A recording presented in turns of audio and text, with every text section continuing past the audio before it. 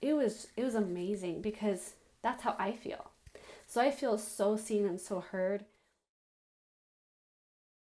Hearing Maria talk about her struggles growing up, Selena's struggles growing up, just makes me identify as a person who's not alone out there, who knows that there's also struggles for me that other people are struggling with. Trying to find that identity, trying to keep your identity as a Mexican American or as a Chicano.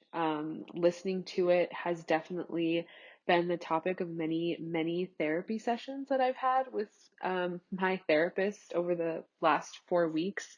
It definitely unearthed a lot of feelings and thoughts around my family, around what it means to be Mexican American, and who I am and how I see myself. Growing up in San Antonio, and not really speaking Spanish when everybody else does speak Spanish, and that creates like a totally different identity issue, especially when your first name is Gene, and you grew up on the south side of San Antonio, which is very much similar to growing up in the lower valley of El Paso.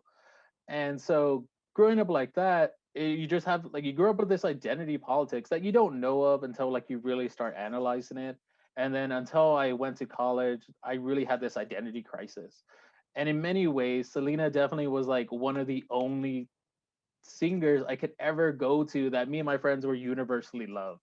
Like Selena is a very emotional topic because she means so much to us, and we didn't even know her, but she could have been all of our sisters. Really, that's what it felt like. And I think I think she belongs to all of us. The idea of her.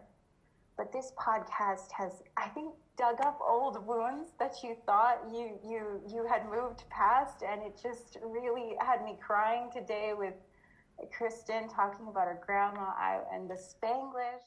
It's so important to tell these stories, the stories that we don't hear that often when they change your name just because it's Mexican, right? And for her to be crossing the border from, Juarez, Ciudad Juarez to El Paso, that's something that I also relate with. I feel understood. There's moments throughout the podcast where either Maria or her guests were telling a story of their childhood, and I'm like, that's me. That happened to me too.